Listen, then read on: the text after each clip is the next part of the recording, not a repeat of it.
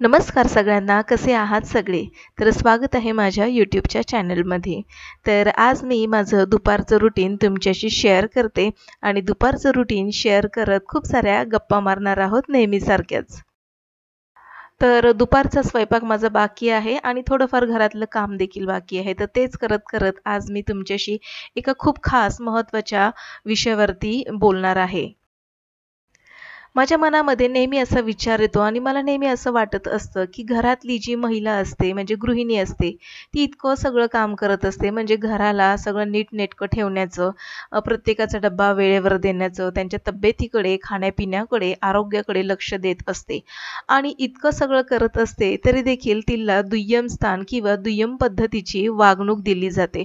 असं का बरं होतं? तर हा प्रश्न माझ्या मनामध्ये आहे आणि तो आणखीनही अनुत्तरितच आहे. कधी-कधी मला असं वाटतं गृहिणीचा दर्जा हा तिने केलेल्या कामावरून किंवा मग तिने कमवून आणलेल्या पैशावरून नक्की कशावरून ठरतो हेच मला कळत नाही. कारण की दोन्हीही कामं ती तितक्याच एकदम व्यवस्थितपणे 100% देऊन तिने केलेली असतात. तरी देखील तुलना जर आपण केली तरी घरातली गृहिणी सगळीच कामं करत असते. परंतु तुलनात्मकदृष्ट्या जी घरामधली कामं उरकून बाहेर काम करून कमवून आणणारी जी महिला असते ना, तर तिला थोडं जास्तच महत्त्व दिलं जातं असं मला वाटतं. कारण की ती पैसे देखील कमवून आणत असते. आणि म्हणून मला असं वाटतं घरातल्या गृहिणीचा दर्जा हा तिच्या कामावरून ठरतो की नक्की तिने कमवून आणलेल्या पैशावरून. साधारणपणे घरातील एक गृहिणी जवळ-जवळ घरातील सगळीच कामे करते. म्हणजे बघा ना, सगळ्यांचे टिफिन बनवणे, जेवण बनवणे, घर स्वच्छ करणे, तिचा नवरा, मुले आरामात आहेत याची खात्री करणे. शेवटी सगळं कामं उरकून ती ऑफिसला जाते आणि ऑफिसला निघून गेल्यानंतर जेव्हा ती घरी येते, तेव्हा घरातील शिल्लक राहिलेली कामे देखील ती करते. इस्त्री करणे, घरामध्ये जर वृद्ध पालक असतील, तर त्यांची देखील काळजी ती घेतच असते. बरं इतकंच नाही, संध्याकाळी तिचा नवरा, मुले जेव्हा परत येतात, तेव्हा तिला त्यांच्यासाठी चहा, नाश्ता वाढावाच लागतो. यांची काळजी तिला घ्यावीच लागते. कधी-कधी मुलांना अभ्यासामध्ये मदत करावी लागते.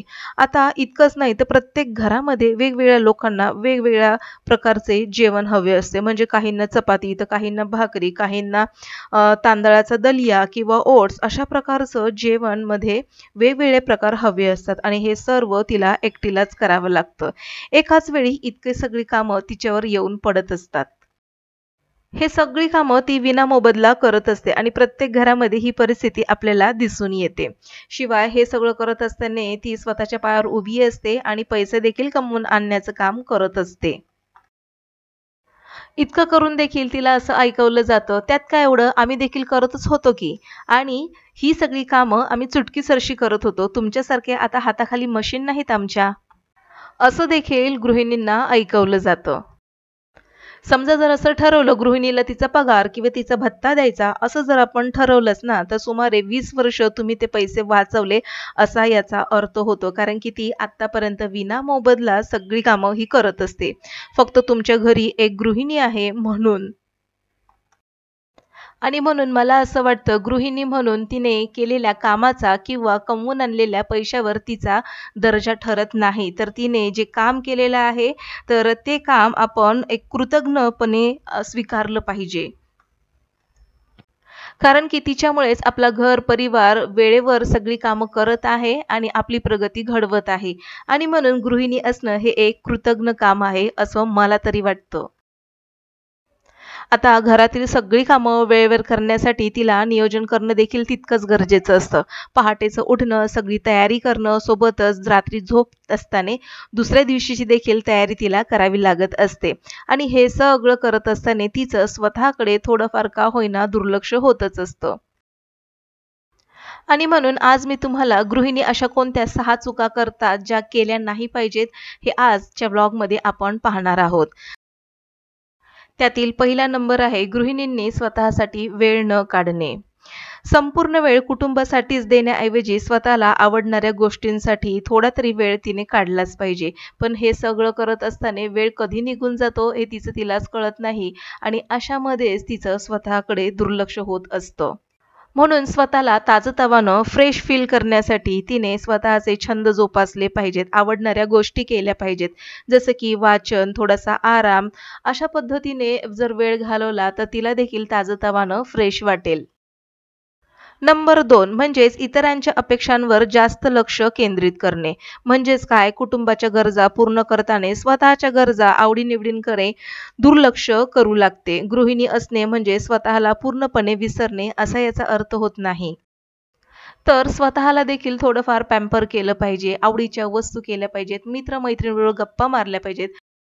कधीतरी एखादा आवडीचा सिनेमा, एखादं नाटक किंवा आवडीचं पुस्तक वाचल्यामुळे मनाला आलेली मरगळ किंवा जी उदासीनता असते ना, ती झटक्यात निघून जाते. नंबर 3 स्वतःला कमी लेखणे.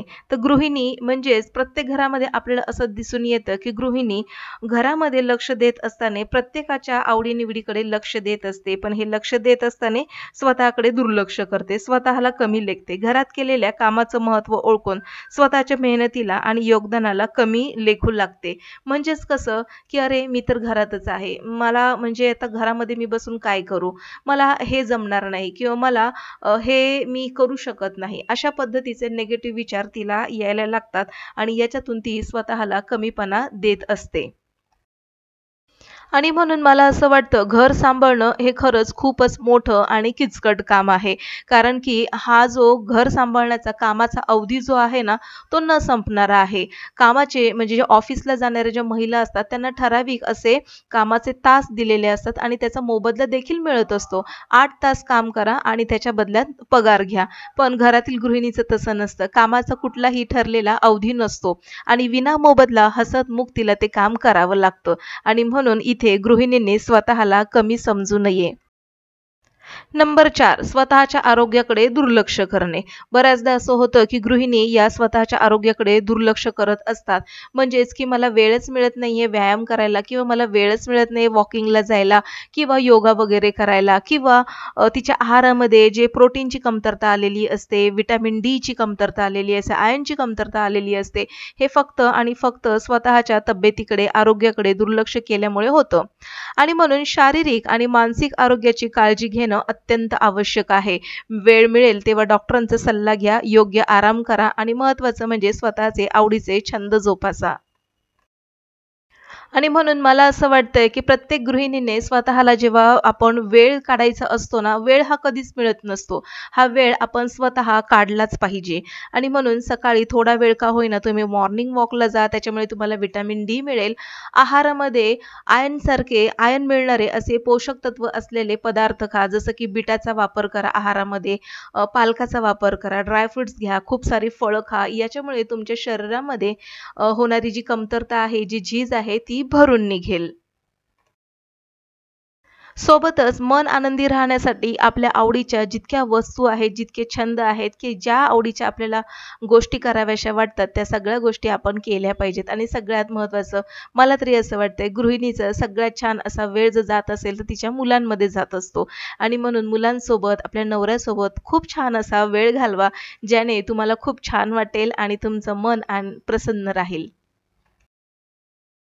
नंबर 5 सामाजिक किंवा मानसिक आधार नसणं. बऱ्याचदा असं होतं, की गृहिणींना एकटं-एकटं वाटायला लागतं. सतत एकटं राहणं, एकटेपणाचा अनुभव यायला लागतो. कारण की कसं आहे ना, की बऱ्याच वर्षानंतर आता मुलं ही मोठी झालेली असतात. शिक्षणाच्या निमित्ताने, कामाच्या निमित्ताने आता ती बाहेर पडायला लागतात आणि हळू आता ते गृहिणीपासून, आपल्या आईपासून थोडं-थोडं त्यांच्यातील अंतर हे वाढायला लागतं. सोबतच आपले पती आहेत ते देखील ऑफिसच्या कामामध्ये इतके गुंतलेले असतात, की आता घरामध्ये कोणीतरी आहे, आपली वाट बघतंय, तर याच्याकडे देखील थोडंफार दुर्लक्ष होत असतं. आणि म्हणून गृहिणींना थोडाफार एकटेपणा हा यायला लागतो. आणि म्हणून गृहिणींनी शांत-शांत बसणे किंवा मग एक मनाला आलेली उदासीनता असं त्यांना वाटायला लागतं. तर अशा वेळेस मित्र-मैत्रिणींशी संपर्क ठेवला पाहिजे आणि कुटुंबातील सदस्यांशी संवाद वाढवला पाहिजे. त्यामुळे आपला एकटेपणा जो आहे ना, तो दूर होईल. आणि नंबर 6 सगळ्यात महत्त्वाचा आर्थिक स्वातंत्र्याकडे दुर्लक्ष करणं. तर काय होतं ना, लग्न झाल्यापासून ज्या महिला कमावत्या आहेत, तर त्यांचा काही प्रश्नच नाही. पण ज्या महिला खरंच कमवत नाही, तर त्यांना प्रत्येक गोष्टीसाठी हे दुसऱ्यांवर अवलंबून राहावं लागतं आणि म्हणून थोडंफार का होईना त्यांच्या आर्थिक स्वातंत्र्याकडे दुर्लक्ष केलं जातं आणि म्हणून मला असं वाटतंय प्रत्येक गृहिणीने घर बसल्या काही ना काहीतरी केलं पाहिजे. तुम्ही घरात बसल्या-बसल्या होम ट्युशन्स घ्या किंवा तुमच्या आवडीचे छंद जोपासा. आवडीचे घरातून असे तुम्हाला वाटत असेल ते उद्योग करा. तर आता आपण भरपूर असं बघतोय ऑनलाईन जे भरपूर महिला कामं करत आहेत. जसं की ज्वेलरी मेकिंग किंवा मग खूप सारे कपडे ऑनलाईन सेल करणं. अशा पद्धतीचे आपण भरपूर सारे कामं करू शकतो. स्वतःच्या उत्पन्नाचा काही भाग बचतीसाठी ठेवू शकतो. छोटे-छोटे आर्थिक प्रकल्प सुरू करू शकतो. हे स्वावलंबनासाठी खूपच महत्त्वाचं आहे. तर या होत्या 6 चुका ज्या गृहिणींनी टाळल्या पाहिजेत आणि आपलं आरोग्य आपल्या स्वतःकडे लक्ष दिलं पाहिजे.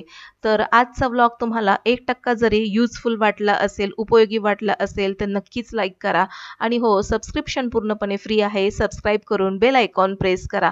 तर भेटू पुन्हा अशाच एका नवीन इंटरेस्टिंग व्लॉगमध्ये. तोपर्यंत बाय.